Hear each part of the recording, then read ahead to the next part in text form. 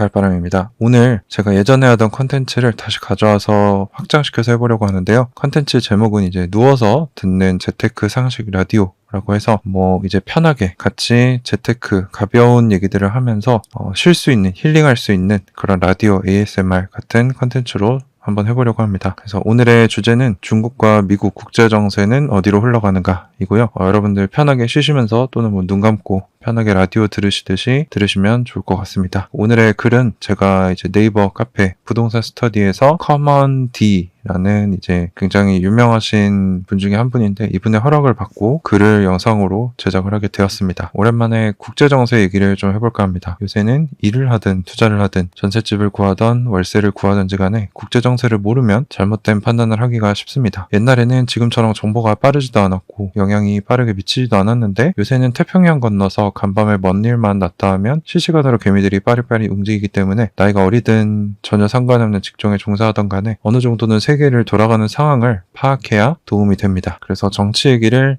사실 빼놓고 하기가 어렵다는 거죠. 그래서 오늘은 현재 국제사회, 정치, 경제가 어떻게 돌아가는지 같이 알아보고 여기서 우리나라와 또 우리가 개인의 위치가 어떻게 되는지 한번 생각해 볼 필요성이 있고요. 이 컨텐츠를 제가 가져온 거는 저희가 주식 투자하는 것도 미국 주식에 투자를 하고 있잖아요. 미국의 패권이 어떻게 되고 있는지에 대해서 알 수 있는 유익한 컨텐츠라서 가져와 봤습니다. 그래서 현재 미국의 영향력이 줄어들고 중국의 입지가 커지는 뉴스들이 매우 많습니다. 그래서 우리나라에 이제 미국의 패권을 맹신하는 분들이 많고 저도 그런 사람 중에 하나였는데 요새 나오는 이런 소식들을 봤을 때는 조금 우리가 좀 사실을 직시해야 될 필요가 있다라고 생각을 합니다. 자, 그래서 일단 미국의 주요 동맹국들이 속속 노선을 갈아타고 다극사회로의 방향전환에 동참하고 있습니다. 일례로 독일의 올라프 슐츠는 총리인데 우크라이나 전쟁에 거의 저금통처럼 경제적으로 굉장히 돈을 많이 뜯기고 공공한 상황에 처해 있습니다. 러시아의 싼 천연가스로 유럽연합에서 제일 이득을 많이 봤는데 이제 에너지 값이 오르니 독일의 제조업이 같이 몰락하고 있는 상태인 거죠. 그래서 우리나라 역시 산업용 전기료가 싸기 때문에 수출 경쟁력을 유지하고 있는데 이 전기가 비싸다고 저희가 비난하기 쉽지 않다는 얘기입니다. 그래서 어쨌든 독일은 이미 작년 11월에 대규모 경제 사절단을 이끌고 중국에 나라가 큰 성과를 올렸습니다. 독일의 백신을 중국에 수출하기로 계약했을 뿐만 아니라 중국 의존도가 높은 독일의 자동차 회사들도 열띤 지지를 보내고 있습니다. 독일 입장에서는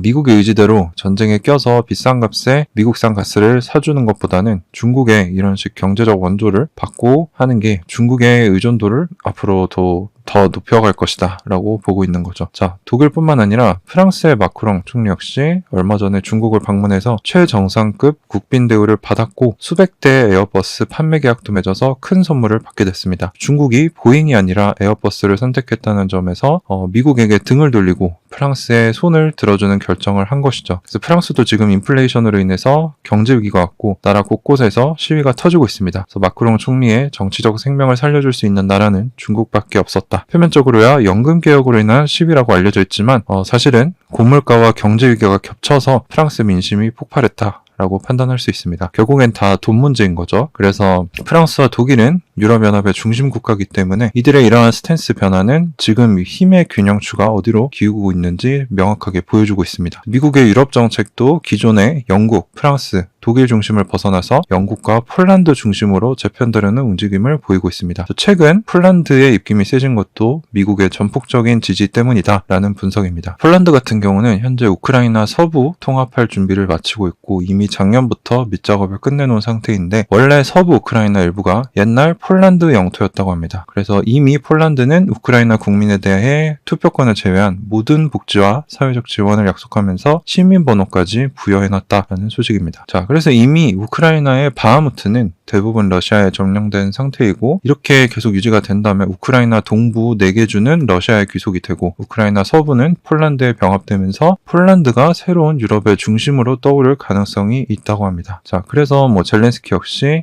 지금은 전쟁의 선도 역할을 하고 있는데 이게 쓸모가 없어지면 젤렌스키도 언제든지 축출될 수 있다는 게 이 글을 쓰신 분의 추측이고요.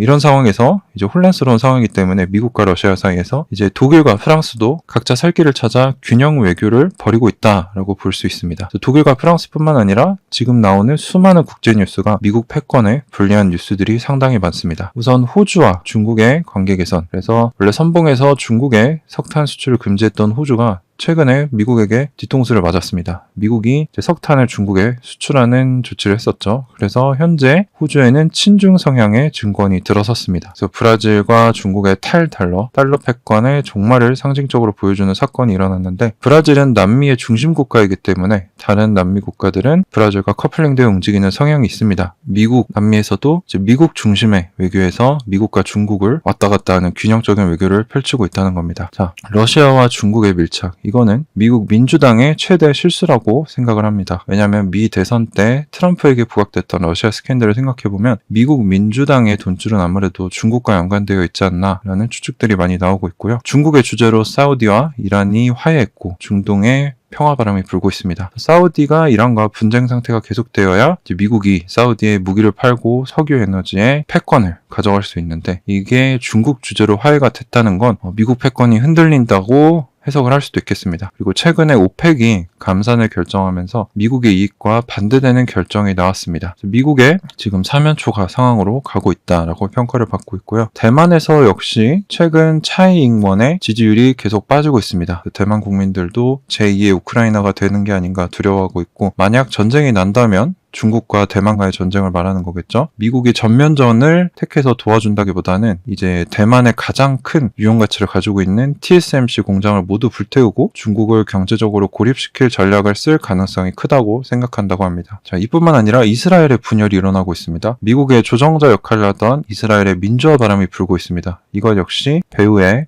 중국이 있는 것으로 생각되고 있고요. 금값이 최고점을 경신했습니다. 달러의 가장 큰 적이 금인데 세계 1위 금 보유국이 미국이라고 알려져 있지만 이미 연준의 금이 동이 났다는 찌라시가 돌고 있는 걸 보니 이게 진짜인지 아닌지도 알 수가 없다는 거죠. 네, 그래서 우리가 종합적으로 살펴봤는데 하나같이 미국의 패권 유지에 반대되는 뉴스들 뿐입니다. 사실 국제 정세를 보려면은 각 나라의 행동들을 관찰하면 쉽게 알 수 있는데, 이 나라들의 결정은 쉽게 보이지만 아무리 작은 행동도 수천 명의 정치 외교 첩보 전문가들의 판단을 종합해서 최선의 길에 결정이 된 겁니다. 그래서 우리가 이런 뉴스들을 균형적으로 살펴봐야 된다는 건데, 이런 미국과 중국, 러시아의 이런 텐션이 강화되면서 우리나라 역시 외교 정책이 복잡해질 수밖에 없습니다. 기본적으로 미국과 화친하는 기조였는데 이미 중국과 경제적으로 너무 깊이 엮여 있어서 뚜렷한 노선을 타기가 어려운 상태입니다. 근데 중립 노선을 유지하기도 어려운 게 미국에게는 일본이라는 확실한 방위라인이 있고 중국에게는 북한이 있습니다. 그래서 우리나라는 그야말로 미국과 중국의 치열한 첩보전이 벌어지는 암암리에 벌어지고 있는 전쟁터라고 할 수 있죠. 그래서 중국 자본의 힘을 얻은 민주당, 그리고 반대편 미국의 힘을 얻은 국민의힘이 대리전을 벌이고 있는 것과 마찬가지입니다. 그래서 민주당 대부분의 인사들이 공산당 기관지에 새 문안 인사를 올렸다는 기사가 있었고요.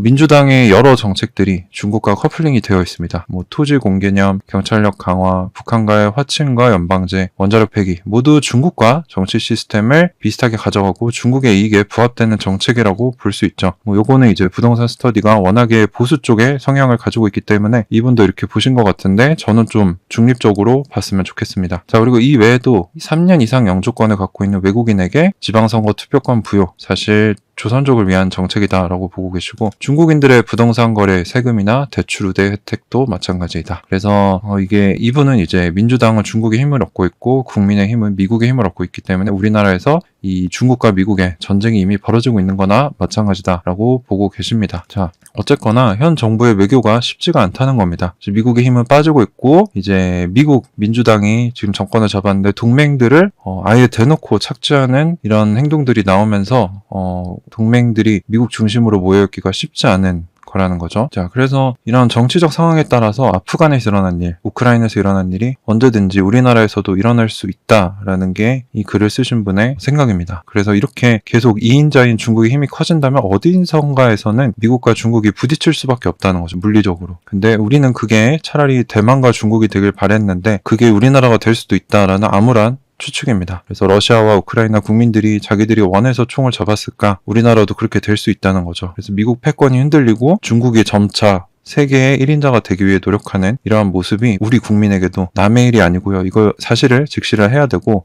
이 전쟁이 우리나라에서도 벌어질 수 있음을 저희가 알고 경각심을 가져야 되겠다라는 게 이분의 결론입니다. 자, 그래서 저는 이제 정치적으로 좀 중립적인 성향을 가지고 있는데요. 이분이 이제 국제적인 정세는 좀 잘 보신 것 같아요. 지금 우리 카톡방에 계신 여러분들도 미국의 패권이 민주당의 실수로 인해 많이 줄어들고 있고 중국이 점점 더 강력해지고 있다. 이 얘기를 많이 하시는데, 이게 사실 미국에 투자하고 있는 저한테는 사실 좋은 소식은 아니고요. 이게 또 우리나라에서의 물리적인 전쟁으로도 이어질 수 있는 가능성이 없다고는 할 수 없겠죠. 그래서 이 부분에 대해서 우리가 알고 이것에 뭐 재정적으로도 대비를 해야 될 거고, 물리적으로 뭐 충돌 상황이 올지 안 올지도 지켜보면서 우리가 경각심을 가질 필요는 있다고 생각합니다. 오늘의 재테크 상식 라디오 여러분들에게 도움이 되셨다면 좋아요와 구독 그리고 알람 설정 부탁드리고요. 이 컨텐츠는 일주일에 한두 번 정도 제가 진행하도록 하겠습니다. 네, 여기서 마치도록 하겠습니다. 감사합니다.